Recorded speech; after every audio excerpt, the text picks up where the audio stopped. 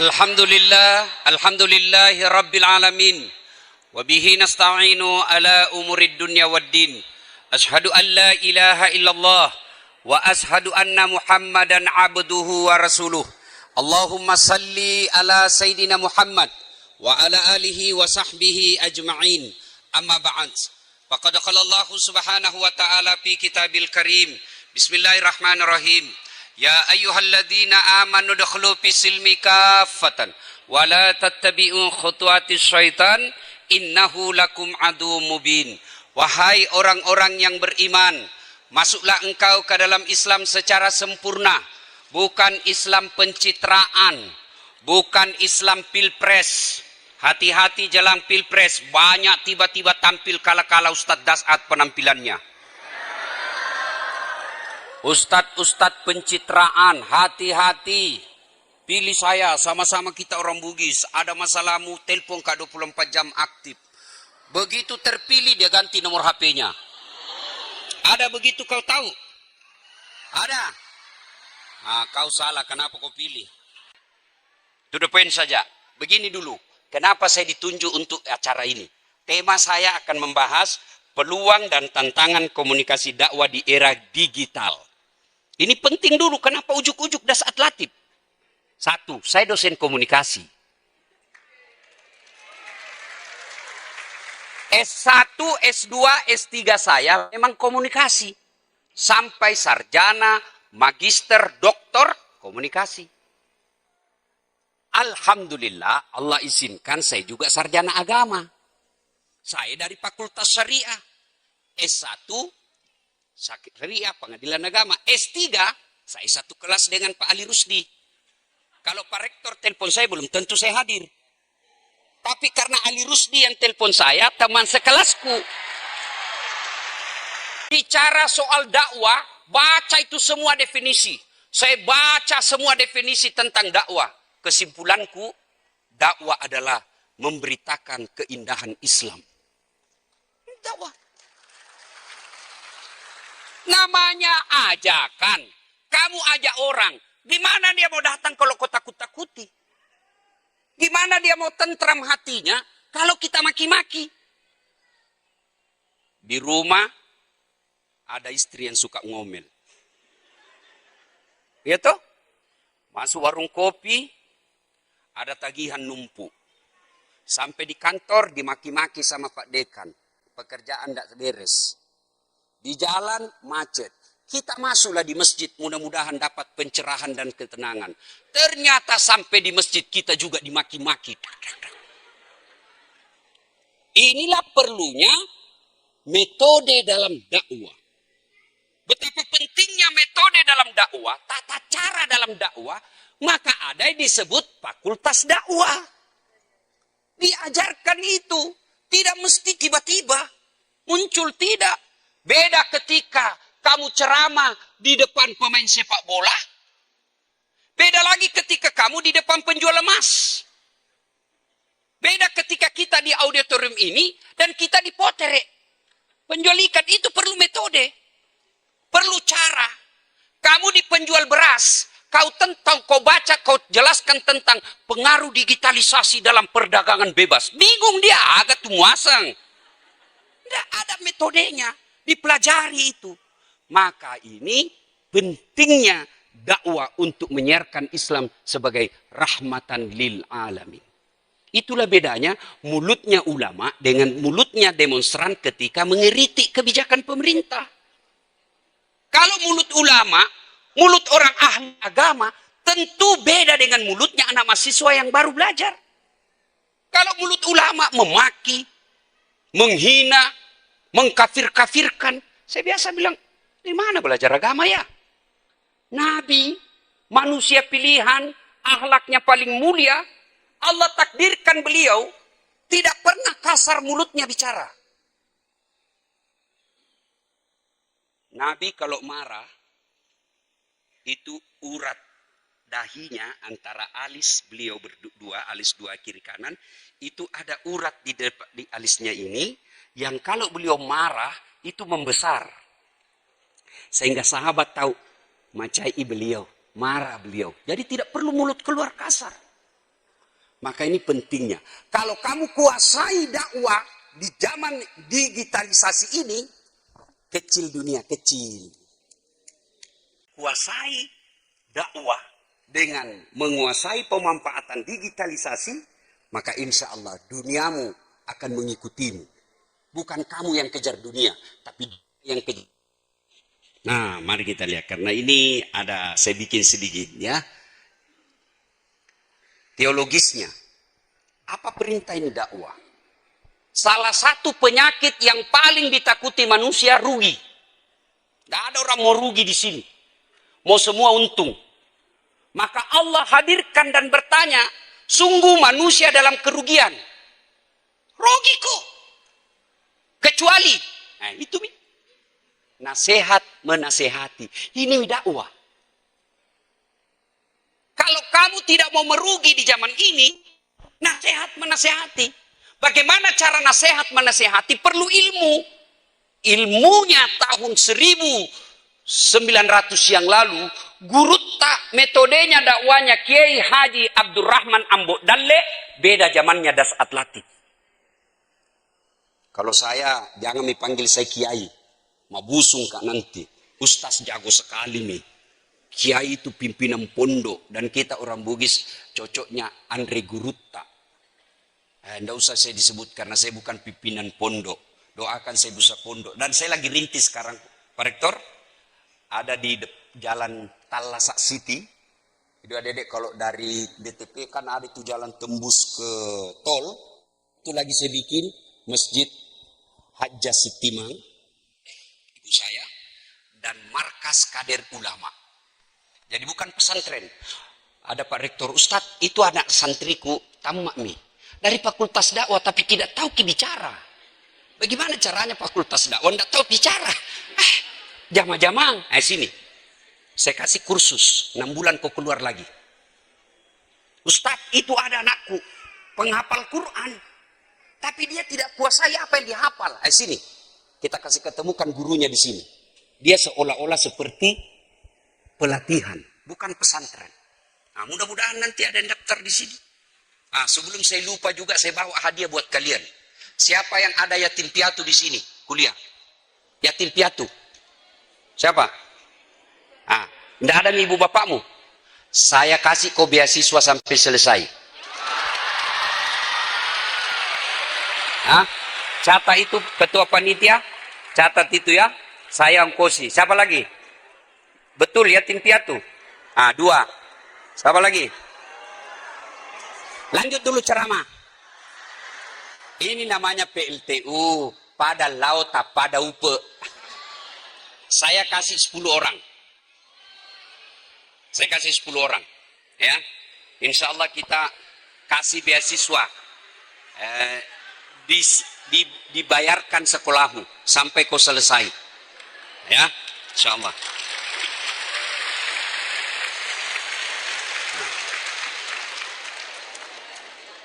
Nah. Kemudian, adik-adik sekalian, ini landasan teologisnya. Artinya, dakwah itu adalah perintah Quran.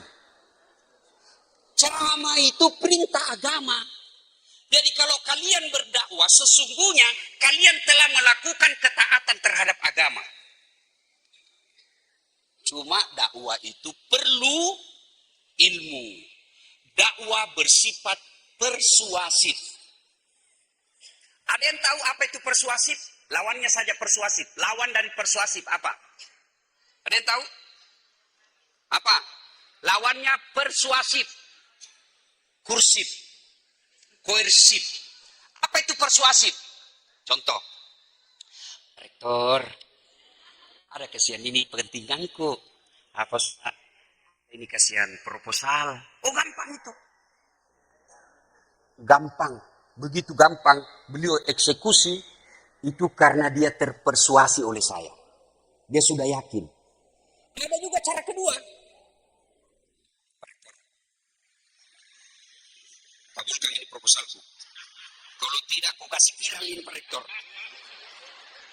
Sama-sama terkabul, tapi satu persuasif, ikhlas, tenang, senang perasaannya, satu terpaksa. Kalau terpaksa, orang tidak akan lama. Sholat kona, ini diberjelaskan. Kalau kau tidak sholat begini. Sholat itu seperti kata guru kita tadi, Abdurrahman Ambodale, sholat itu seperti kepala di badanmu. Kau masih bisa hidup tidak ada kaki. Kau masih bisa hidup tidak ada mata. Kamu bisa hidup meskipun kau bisu dan tuli. Tapi pernah kau lihat orang masuk ke kampus tidak ada kepalanya? Nah itulah makna sholat. Di akhirnya dia yakin. Oh ya tahu nih. Ya tahu wah. Cocoki. Masuk akalnya. Cara kedua dipaksai. Sembayang betul. Kamu kau sembayang, ku tobok kau. Dia pergi sholat. Begitu kau pergi, berhenti dia sholat. Itulah dakwah. Persuasif. Yakinkan. Adik-adik sekalian dilarang merokok. Kenapa dilarang? Nah barangnya enak ini. Jelaskan. Oh kau lihat itu. Bagaimana persuasif itu? Satu, argumentatif. Apa itu argumentatif? Masuk akal. Maka saya bukan ahli tafsir hadis, tapi saya pernah belajar tafsir hadis. Salah satu hadis, ciri-ciri hadis palsu, kalau tidak masuk akal. Palsu itu hadis. Begitu. Jadi, kalau ada orang bilang agama tidak akal, salah. Justru agama diterima akal. Orang Eropa, Amerika gampang masuk Islam. Orang-orang yang cerdas. Kalau kita yang murtad itu kan orang miskin, dongok, beleng-beleng. Itu yang masuk murtad. Kalau kita yang masuk Islam itu kan orang-orang cerdas. Kenapa? Karena agama kita logis. Jadi ketika kau dakwah cerita tentang sholat, cerita tentang larangan rokok, kasih argumentatif. Argumentasi itu masuk akal. Yang kedua ada faktanya. Kasih kau contoh. Dia itu ada orang bicara pakai benar. Itu ada contohnya. Ketiga, kasih dia testimoni. Orang pasti yakin. Saudara yang merokok, saya ini korban merokok. Berhentilah saudara-saudara sekalian. Nah itu, ada perokok di sini. Ini juga biasa ustaz kah? Nah bilang sama nama siswanya, awas kok, jangan kau merokok.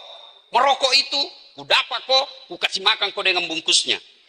Keluar kelas, di depan kelas dia merokok. Tidak mungkin itu bisa jalan dakwah, tidak mungkin. Maka salah satu dakwah itu kuncinya persuasif. Ya? Nah, persuasif kalian mau lihat dalam ilmu persuasif itu belajar ilmu iklan. Pak Rektor, saya ini juga salah satu pengajar mata kuliah teknik promosi dan periklanan. Kalau ada orang datang promosi di kantorku, kubiarkan saja dulu bicara. Sudah setengah jam bicara sebelah sini. Kode ini kesalahanmu tadi, caramu promosi. Nggak masuk akal itu tadi, itu kau bilang. Ya kan? Nah, coba itu iklan.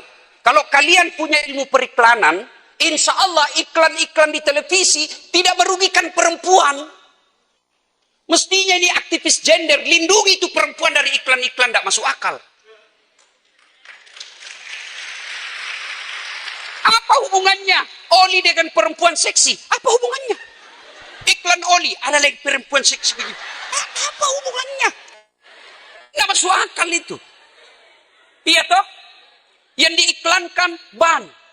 Ada saya perempuan setengah telanjang di situ. Ini aktivis gender, ini dong yang kau protes. Saya kalau final test mahasiswa saya, mumpung saya masih belum lupa. Kalau Pak Menteri Pendidikan punya tagline, merdeka belajar. Kalau saya sama mahasiswaku, saya bilang bahagia belajar. Ya? Ya.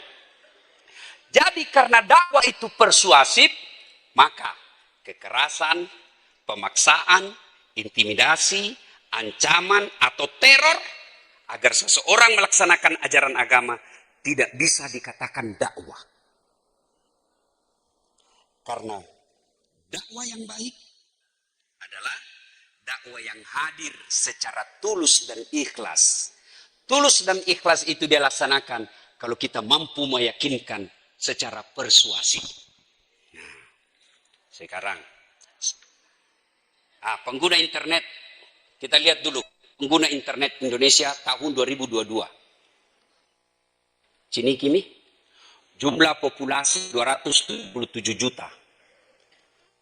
HP koneksi yang mereka online di HP 370,1 juta. Berarti kita ini hampir semua penduduk Indonesia punya HP dan online. Tinggal kontennya yang beda-beda. Yang share. Kalau ibu-ibu mau tahu apa share suamita, lihat ke scrollnya. Karena itu yang tampil, itu yang cari.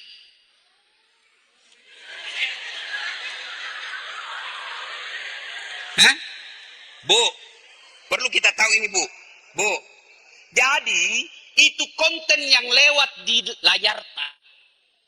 YouTube kasih berdasarkan kecenderungan yang kita selalu cari.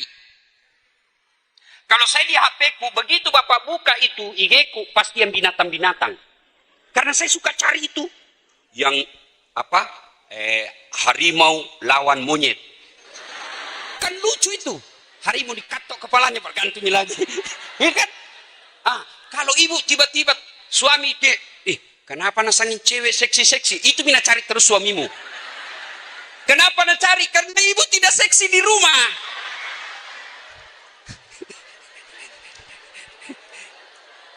Nah, waktu terbatas nih. Nah, coba kita lihat. Ternyata dari semua pengguna internet yang ada di Indonesia, 49,52% penggunanya milenial. Siapa milenial? Pak Rektor. Tapi Pak Rektor bukan bagi milenial, Pak.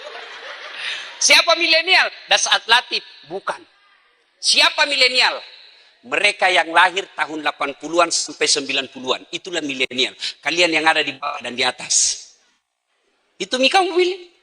Ternyata penggunanya hampir 50%. Ini sasar pengiklan. Jadi lihat itu.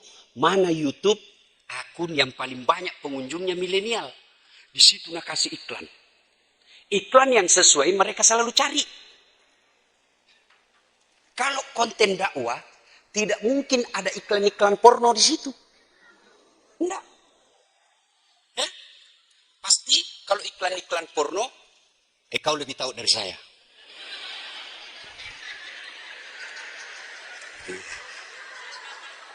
Coba lihat lagi. Penduduk Indonesia berusia 16. Ini bagian dari saya dakwah ini persuasif deh. Ada data. Bukan pitikat anai. Bukan asal ngomol. Baru kau bilang, masuk itu dia kalmu. Ini. Orang berkomunikasi menggunakan medsos namanya. Kalau dulu media massa, sekarang media sosial. Itu ada 3 tujuannya. Orang bermedsos. 1, mempengaruhi kognisi. Pengetahuan. Dari tidak tahu menjadi tahu.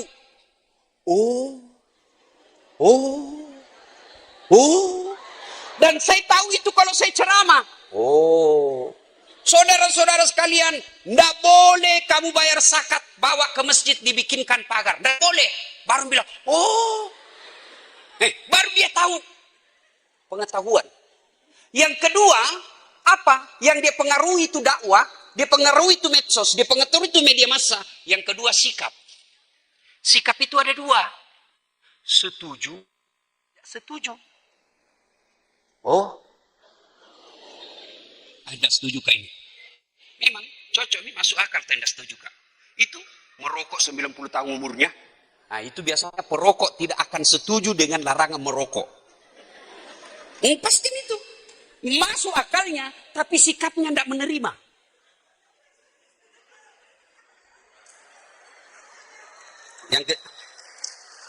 Tidak, soalnya sangat merugikan orang Islam pada umumnya. Ibu-ibu tanya, mau ki suamita merokok? Mau ki merokok suamita ibu? Nah, kalau mau ki berarti perlu ki diceramai khusus. Yang ketiga, yang mau dipengaruhi itu media, dakwah termasuk diantaranya adalah perilaku. Yang tadinya tidak sholat, kita yakinkan, yakin. Kita wah. Akhirnya sholat. Yang tadinya tidak pakai jilbab, yakinkan. Kenapa pakai jilbab? Dek, kalau kau pakai jilbab, lindungi kau laki-laki. Maksudnya apa? Coba kau lihat. Kalau cewek pakai jilbab lewat di deker, paling diganggu sama cowok. Assalamualaikum. Itau wah anak IN pare-pare ya. Itau wah bau surga. Iya toh? Iya. Tapi kalau kau lewat jam 10, ini lewat apa nak bilang cowok? Cewek jungkir balik dong. Dilihat dosa, tidak dilihat barang bagus. Iya toh? Akhirnya dia mulai yakin, kasih data.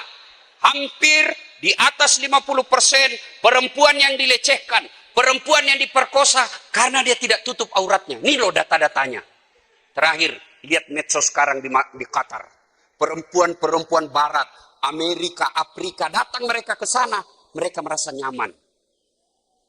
Dihormati. Tuh. Ya, apalagi? Sudah mi. Generasi milenial menjadi menarik untuk dibicarakan. Kenapa? Karena karakteristik kelahiran mereka yang berada pada arus revolusi teknologi informasi dan jumlahnya cukup besar. Adik-adik tahu itu revolusi? Tahu? Apa lawannya revolusi? Evolusi. Kalau evolusi bertahap jalan lambat-lambat, misalnya pensiun, dosen-dosen pensiun, jalannya kasihan. Sampai juga lama. Sampai tapi lama. Tapi kalau revolusi, cepat. Kalian yang anak-anak milenial, kalian lahir pada saat-saat revolusi teknologi industri. Digitalisasi. Mana buktinya? Mana pernah orang di kampungku di Bungi Pinrang baku telepon sama TKI di Malaysia. Kega ko kasaba. Video call. Kita ko nasangnya Milo. Itu. Nggak pernah dibayangkan dulu itu. Orang yang kerja di Saudi. Pergi umroh di Saudi dulu tahun 70 pergi haji 3 bulan baru ditahu dia selesai atau tidak. Bahkan banyak yang pulang sakaratil maut. Sekarang pergi umroh nak telepon suaminya. Unta nak dai ko Ka'bah. Video call ko yolon. Kita ni dai menangislah dia. Terima kasih nak sadeng. Letut na tanam apa cingnya. Ita ko makasih memato maka. Mana pernah dibayangkan. Sekarang kau alami semua. Iya toh? Pak Rektor dulu. Pak Rektor waktu kuliah slide. Ditulis spidol itu plastik. Baru ditempel di mesin penort. Kalau lama mangu halus itu plastik. Pak Rektor dapat toh? Sekarang PowerPoint. Apa? Dulu fotokopi. Sekarang copy paste.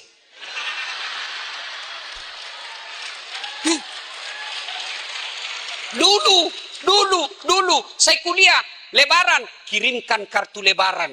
Pak Rektor, Pak dosen, pergilah kita kantor pos Jalan Slamet Riyadi, ngantri berkir kartu lebaran untuk kirimkan dosen. Sekarang sudah ada foto. Selamat Hari Raya, mohon maaf lahir dan karena copy paste, nah lupa hapus tahunnya.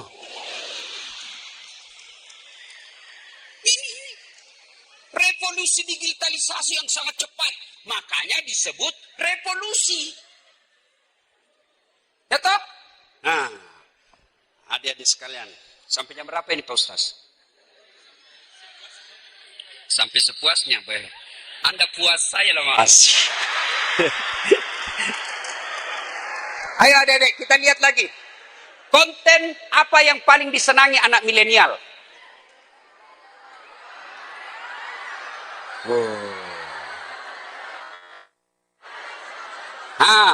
Jenis konten yang paling banyak ditonton di YouTube, bukan cuma milenial, termasuk Bapak Ibu dosen. Apa yang pertama paling banyak? Film. Film ini macam-macam. Film Korea, Lee Min Ho. Film silat, Jet Li. Macam-macam. Film sejarah perjuangan Islam, Umar bin Khattab. Macam-macam. Film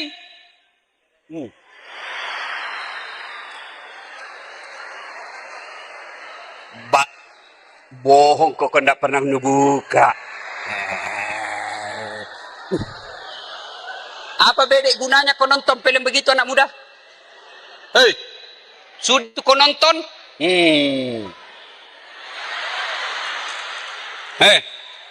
Kau nonton itu, otakmu rosak. Akhirnya apa? Mulai masuk di anumu, otakmu, sikap, perilaku. Akhirnya apa? Dek, apa caramu malam minggu? Tidak ada jika. Bagaimana kalau kita pergi lihat-lihat bulan di puncak? Jauh nu pergi lihat bulan cilaka. Nah biar di rumahmu bisa aja kau lihat bulan. Sampailah dia sewa-sewa villa. Itu tadi cowok yang lihat film porno. Nah bayangkan. Dek, lihat dulu kamu. Kita wah halusnya. Nah bilang nih cewek dongok, tentu dong. Anak mami. Dia kali mako itu. Sudah. Nabila Laguna Jamrut. Jemari tejo mulai piknik dari wajah sampai lutut surti. Tadadadeng. Akhirnya apa? Pergi lihat bulan. Pulang tidak datang bulan.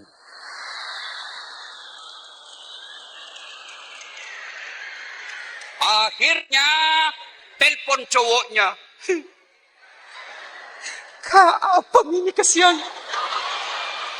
Saya ini kasihan satu-satunya anaknya mamaku. 3 bulan minta muncul-muncul. Cowoknya malah na blokir.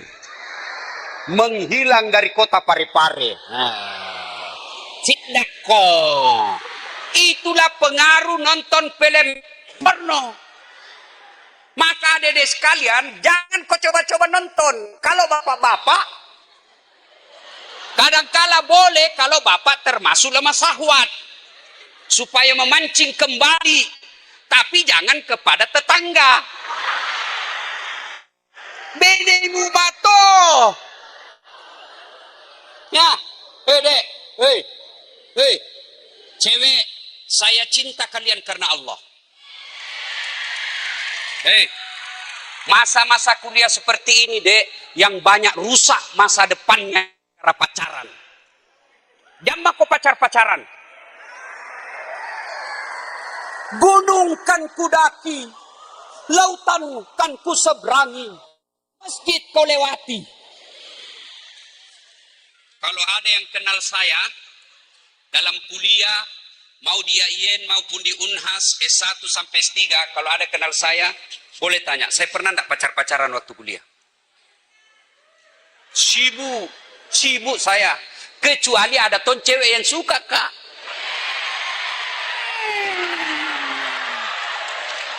Tapi saya tidak pede karena saya orang miskin waktu itu. Beberapa hari yang lalu menelpon lagi itu dulu mantan. Lalu sombong sekali mago. Tidak menghindari dosa. Saya harus menghargai Mama Nyece. Mama Nyece itu bidadari dari surga. Tidak ada papanya. Itu kalau ibu-ibu mau setia suamimu, jadilah istri yang soleha. Bagaimana jadi istri yang soleha? Ini sekalian mumpun saya ingat, Bu. Bagaimana menjadi istri yang soleha? Nggak harus periksa HP. Seberapa mampu ibu periksa HP? 2 HP nah. Kenapa ketahui? Saya saja Ustadz 3 HP ku. Yang kau salah paham. HP untuk mahasiswa, HP untuk jamaah, HP untuk Mama Nece. 2, musik. Musik ini banyak jenisnya. Ada yang mencari musik-musik religi. Mungkin Tuhan mulai bosan melihat tingkah kita. Itu religi. Ada ton dangdut. Putar ke kiri, nona. Putarlah ke kanan, ke kanan. Nggak tahu apa, mau ada apa itu kiri kanan, kiri kanan. Ada juga India. Nehi nehi, kucu kucu kuteh. Ada tong.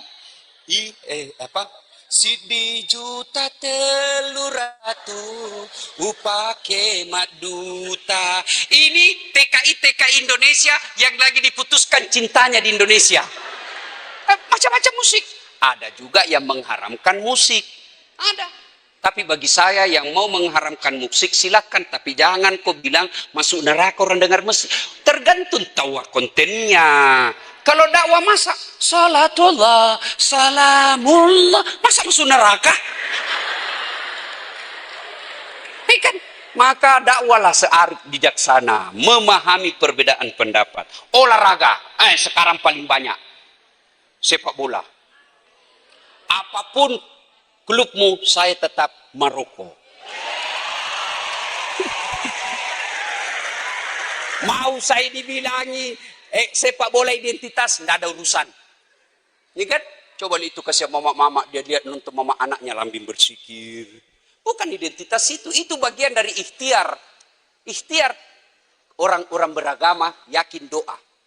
Mereka mencela-cela yang agama, tapi begitu adu penalti, begini juga semua. Itu bagian daripada ajaran agama. Tendang belok kiri. Kuliner, ibu-ibu. Sini paling banyak. Ada tuh bapak-bapak. Traveling. Ini banyak juga penontonnya. Hai guys. Saya lagi di Bulukumba guys. Ini salah satu Bulukumba ada disebut pembuat perahu pinisi. Hai guys. Ada yang baru bikin konten. Dekat sekali kamera dengan hidungnya.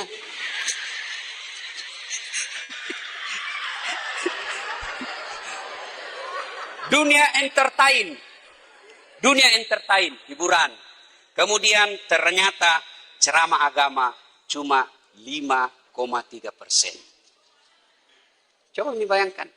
Itu pun 5,3% ini tidak semua menyukai. Ada yang suka ustadz ini, ada yang suka ustadz ini, ada ustadz ini.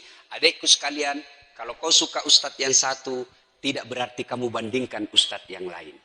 Karena masing-masing punya kelebihan masing-masing. Jangan dengar ceramah kayak dia panitia lomba. Kalau ini ustadz ceramah, nanas sekali. Tapi kalau itu, tidak masuk di akalku. Jangan. Kalau kau tidak suka, tidak usah kau celah. Ya? Ikutilah ustadz yang kalian senang. Bagi saya, mari mengikuti, tapi makin banyak guru, makin banyak akun kita ikuti, wawasan kita semakin luas. Karena beragama itu perlu wawasan. Kalau wawasannya tidak luas, maka agamanya biasa memahami agama secara sempit. Ini yang paling penting. Peluang dakwah di era digital. Apa peluangnya? Satu. Nah, ini dulu. Keunggulan berdakwah dengan menggunakan teknologi. Ini dulu. Saya ceramah di Masjid Raya. Paling ramai hadir 5.000. Paling ramai itu. Tapi begitu saya share di TikTok. Baru 2 jam ku share ceramahku itu yang jaga hati istrimu. Bagaimana menjaga suami. Baru 2 jam sudah 4 juta penontonnya. Itu keunggulannya. Kalau saya ceramah di Parepare sini, paling orang-orang sini juga. Tapi begitu saya masuk di TikTok, maka yang dengar ceramah saya termasuk orang-orang yang suka dugem. Jadi kalau kalian mau ceramah itu pada disko-disko, masuk mau ceramah di TikTok. Ada semua di situ. Ya kan? Dulu muncul TikTok, ada ustadz mengatakan haram, sesat. Sekarang orang justru gampang dengar dakwah melalui jaringan TikTok. Nah, jadi keunggulannya lebih luas dan lebih banyak. Nah, apa keunggulannya? Peluangnya satu, keterbukaan informasi. informasi lebih terbuka. Dulu Pak Rektor belajar terbatas bukunya. Tapi sekarang hanya orang malas yang tidak mau belajar. Ada semua, baca buku kitab. Dulu mau bicara kitab, Durratun Nasihin, ada bukunya, tapi belum tentu lagi bisa dibaca seperti saya. Kenapa? Bahasa Arab. Bisa kubaca, enggak ku tahu lagi artinya. Karena saya ini bukan orang pesantren. Tapi sekarang, dengan handphone yang saya miliki 1 tera, banyak kitab di dalam. Banyak kumpulan ceramah. Nah, kedua, kemudahan membuat jaringan. Paling mudah bikin jaringan. Gimana caranya? Ada grup WhatsApp. Tapi hati-hati kok di grup WhatsApp. Ada cinta bersemi kembali. Dari mana datangnya cinta? Dari Facebook turun ke WA. Dari mana datangnya kecewa? Ternyata setelah ketemu berbeda. Banyak tuh begitu. Cantik natawa di IG-nya. Bibirnya kayak artis Korea. Pipinya mulus. Sekalinya ketemu darat. Kau jitu. Kamera 360. Yang ketiga, semua bisa meneruskan dakwah. Saya bukan penceramah misalnya. Tapi saya terima dakwanya guru kita UAS. Saya share. Teruskan. Semua bisa meneruskan dakwah. Banyaknya platform sosial media. Ada TikTok, ada IG, ada Facebook, dan lain sebagainya. Konten di era digital adalah duit. Duit. Adik-adik sekalian, kalau kau bisa menjadi konten kreator, ada ini di Makassar. Saya punya rumah makan. Palu Bahasa Sulawesi. Veterani, datang ke sana nah. Bilang kau saja namaku. Saya temannya Das Atlatif. Tapi kalau di kasir tetap komentar. Dah. Nah, sudah. Promosikan. Akun tak saja Ustaz. Tambah akun. Karena kalau saya penontonku lebih banyak pencinta dakwah. Cari kok konten kreator yang dia membahas tentang kuliner. Pasti penontonnya penikmat makanan. Nah, sudah. Komentari. Dia cuma datang. Hai guys, kita di Palu Bahasa Sulawesi. Dagingnya baik apa? Berapa dibayarkan nih? Untuk IG story-nya. 600.000. Bisa kau bayarkan SPP-mu. Daripada kau cuma bilang, hai guys. Lagi di kos. Dede dinginnya. Apa kau dapat itu? Kesepian banget. Langsung nanya, boleh juga tuh di sliding.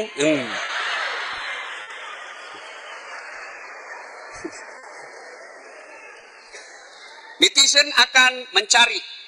Netizen ini bahasa Inggris. Sudah di-Indonesiakan menjadi warganet. Akan mencari informasi-informasi keagamaan sebagai jawaban dari permasalahan. Adik-adik masih ingat awal-awal dakwah. Ya kan? Dulu awal-awal dakwah itu kan anak-anak muda hijrah nih. Mau hijrah, saya cari tentang wudu. Wah, dicari wudu di YouTube. Kan anak muda sekarang kan malas membaca. Dia lebih senang nonton. Makanya saya rektor, kalau saya ujian mahasiswaku tidak menulis nih. Kusuruh bikin video. Karena membaca, bikin ambil waktu, tulisannya juga bingung saya baca. Agak sih masuk nih. Maka kalau Prof, dia bisa mencontek. Tapi kalau dia pidato, saya suruh dia pidato, misalnya pertanyaan, soal pertama, apa hubungan antara komunikasi dengan politik? Nah, jelaskan 2 menit. Kasih masuk di YouTube, baru ku nilai. Kasih masuk di IG, baru ku nilai. Kasih masuk di TikTok, baru dinilai. Yang bagus, saya masuk ke IG ku, penontonku puluhan juta. Kalau jelek, ku kasih masuk juga di IG ku. Captionnya, jangan ditiru.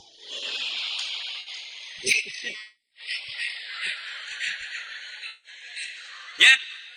Nah, dulu itu dakwah-dakwah media sosial dikuasai oleh teman-teman dakwah kita Salafiyah.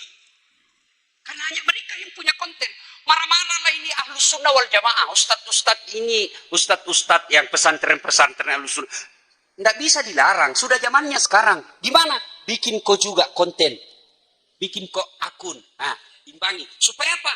Anak-anak ketika cari tata cara wudhu. Oh, ada yang masuk mazhab ini, ada yang mazhab ini. Begitu caranya, bukan dengan dilarang. Alhamdulillah sekarang teman-teman kita mubalik dari pondok-pondok pesantren Ahlus Sunnah wal Jamaah mulai banyak punya akun. Sudah bidik? Tips. Oh, masih panjang rupanya. Nah, tantangan dakwah. 1, generasi konsumtif. Anak-anak kita ini sangat konsumtif. Tidak bisa menjadi kreatif. Dia sukanya memakan, mengkonsumsi saja. Baik makanan maupun konten. Malas membaca. Berkurangnya kepakaran. Karena sudah malas membaca, akhirnya tidak pakar. Ajaran radikalisme. Ini. Jangan selalu adik-adik kamu terprovokasi bahwa selalu identik Islam dengan ketika berbicara radikalisme pasti Islam. Tidak, itu kamu wajib, kamu lawan semua itu. Tidak ada. Dalam Islam tidak ada ajaran radikalisme. Kemudian konten harus kreatif. Nah, coba lihat konten yang namanya konten kreatif. Ketika kita mengkritik pemerintah, jangan kasar. Saya ceramah di depan Bapak Presiden. Bapak Presiden yang saya hormati. Merugi seorang presiden kalau tidak memudahkan dirinya masuk surga. Mulai dia. Dan presiden itu jauh lebih gampang masuk surga daripada ulama. Mulai berpikir. Kenapa bisa? Karena kalau malaikat berkata, ulama Indonesia masuk surga. Mereka masuk surga tapi ngantri. Ulama Jawa Timur, ulama Jawa Barat, ulama NU, ulama Muhammadiyah, ulama MUI. Masih antri, masuk surga tapi antri. Tapi begitu malaikat katakan, Presiden Republik Indonesia masuk surga. Tidak perlu antri sendiri. Satu di Presiden di Indonesia. Maka keliru kalau tidak memudahkan status Bapak sebagai Presiden, gampang masuk surga. Oh, ini kan? Nah, itu yang disebut kreatif. Hah? Sudah, Mi. Dia mau sendiri. Ini di panitia, ku kasih kau nanti baru fotokopi. Tidak laku fotokopi mahal. Nanti PDF-nya kirim ke panitia, bagi-bagi di grup. Ya, tips dasar latif dalam dakwah digital. Nah, lihat nih judul-judul yang saya kasih. Nah, judul-judul. Ya, judul-judul begini kan orang penasaran. Kocak, maaf Bu, saya bukan imam, saya khotib. Orang penasaran, apa maksudnya nih? Ada orang WhatsApp Kak, curhat, Ustadz saya janda. Baru meninggal suamiku.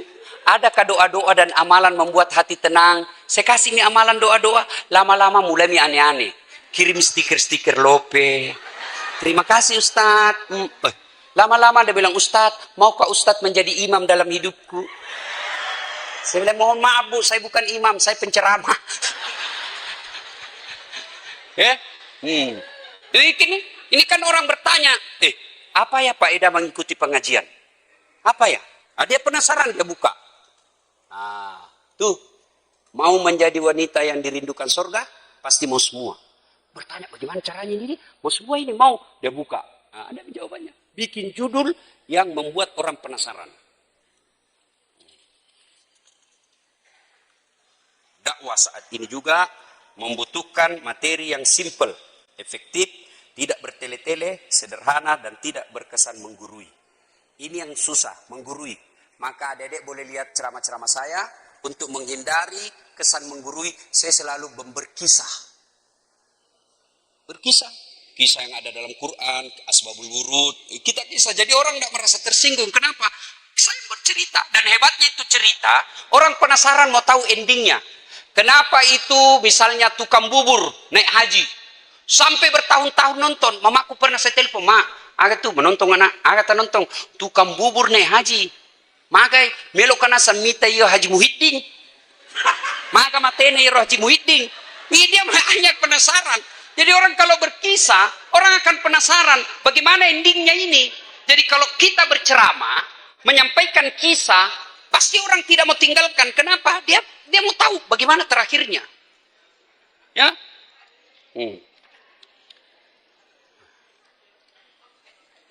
Nah, ini daripada istri kedua yang nikmati masta. Apa maksudnya? Saya ceramah begini, Bu. Ibu-ibu, sedekahlah. Ini yang banyak semua cincinnya di depan saya. Kalau ibu-ibu mati, siapa yang pakai cincin emas berlianmu? Ada yang bilang, anak. Bukan anakmu, istri kedua. Kenapa bisa? Pasti suamimu kawin lagi. Nah, dengar mama necek di rumah. Ini ceramahku di YouTube, kan selalu tongin nonton. Dia bilang, Ustaz, jadi kalau saya duluan nanti meninggal, Ustaz mau kawin lagi. Saya bilang, sini kok sayang, ku peluk. Istriku. Oh, saya itu istriku. Kalau mau kapi ceramah, naik di mobil. Mau naik mobil. Nah, cium dulu tanganku. Oh, Pak Rektor, 5 kali kena cium. Saya biasa sampai malu sama tetanggaku. Cepat-cepat dia lihat ke semua orang. Aduh. Tahu jangan nak. Bapak-bapak diciumnya kalau pikir ngajar. Paling Nabila cerita. Ku lepas di kau pahlawan. Saya bilang sama istri saya, sayangku. Dengar baik-baik ya. Jangankan kita meninggal. Masih hidup saja. Nah, saya selalu berpikir kawin lagi. Apalagi kalau mati maki. Itu namanya kreatif.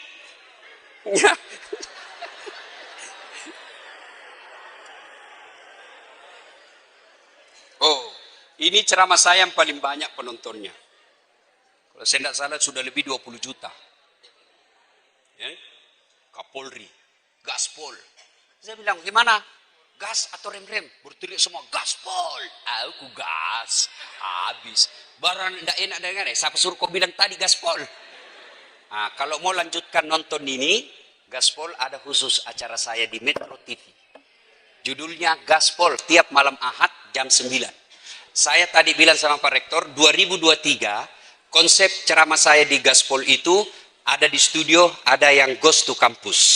Saya akan datang di kampus ini, kita bikin acara di sini. Supaya nonton ki seluruh Indonesia ini IAIN pare-pare. Nah, kalau mau ditayang, telepon nih sama sepupumu. Tunggu mak, tunggu kak, ada kak muncul itu di Metro nah. Ya. Nah. Arus informasi yang cepat sehingga melahirkan perubahan yang instan dapat ditemukan pula dalam bahasa. Jadi biasa ini bahasanya anak milenial kita tidak mengerti. Ustaz, assalamualaikum. Assalamualaikum. Kata-kata itu seperti kui, yuk, anfaedah, tidak ada guna. Sense, santai saja. Receh, murahan. Bucin, lu tahu semua pasti. Budak cinta. Nah, ini nih semua. Itu harus kita tahu kamus-kamusnya mereka ketika berhadapan sama anak milenial. Tapi jangan bicara begini di depannya para pensiunan. Tidak mengerti. Nah, terima kasih. Alhamdulillah.